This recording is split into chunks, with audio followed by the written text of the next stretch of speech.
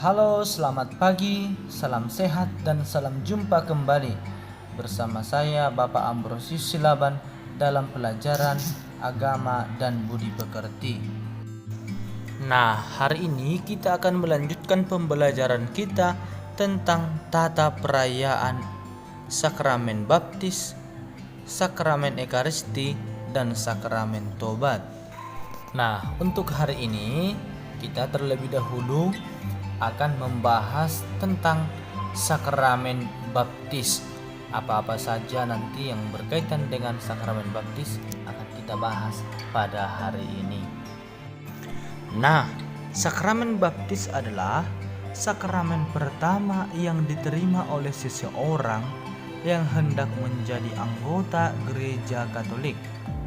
Nah, sakramen baptis ini merupakan salah satu bagian dari ketiga sakramen inisiasi dalam gereja Katolik. Nah, sakramen baptis juga merupakan sakramen pertama dalam gereja Katolik. Boleh dibilang menjadi sakramen pintu masuk untuk semua sakramen-sakramen lainnya.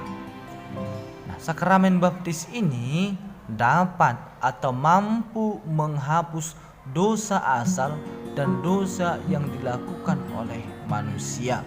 Nah, dosa asal ini merupakan dosa yang diwariskan dari leluhur kita, Bapak Adam.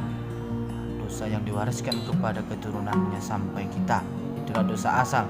Dan ketika kita dibaptis, maka dosa asal ini juga diyakini, kita imani, dihapuskan. Dengan sakramen baptis ini juga kita akan dibersihkan dari dosa-dosa yang kita perbuat selama ini. Ya, sebelum kita dibaptis, misalnya jika dibaptis dewasa, kita sudah melakukan dosa-dosa karena perbuatan kita sendiri, ya, yang dengan sengaja kita lakukan, maka dosa-dosa tersebut juga diampuni. Nah, selain menghapus dosa-dosa kita, baik dosa asal maupun dosa yang lain, ya, dengan sakramen baptis juga kita dilahirkan kembali menjadi anak-anak Allah atau diangkat menjadi anak-anak Allah. Dalam arti bahwa sebelum kita dibaptis, kita belum dilahirkan menjadi anak-anak Allah, tetapi lewat sakramen baptis kita diangkat menjadi anak-anak Allah. Nah, sekarang kita masuk pada makna dari sakramen baptis itu sendiri. Apa yang menjadi makna dari sakramen baptis? Mari kita bahas berikut ini.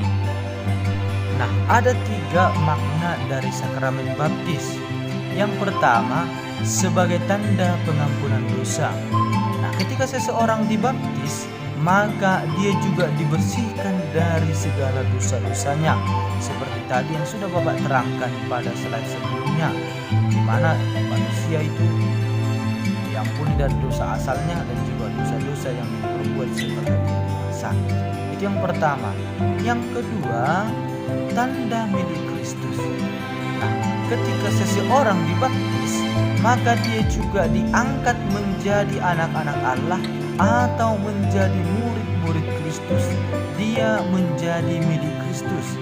Nah, misalnya kita ketika dibaptis, maka kita diangkat menjadi anak-anak Allah atau menjadi murid Kristus, dan kita menjadi ahli waris kerajaan Allah.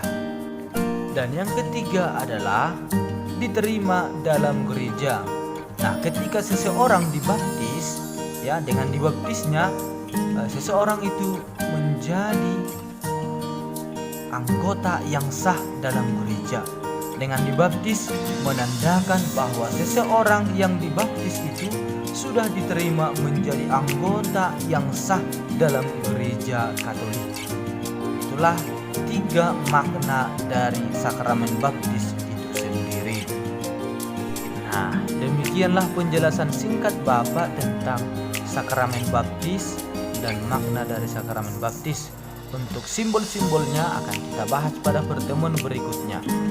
Untuk hari ini silahkan kamu catat ini di buku catatanmu. Nah, demikian pertemuan kita hari ini. Sampai jumpa minggu depan. Semoga Tuhan memberkati.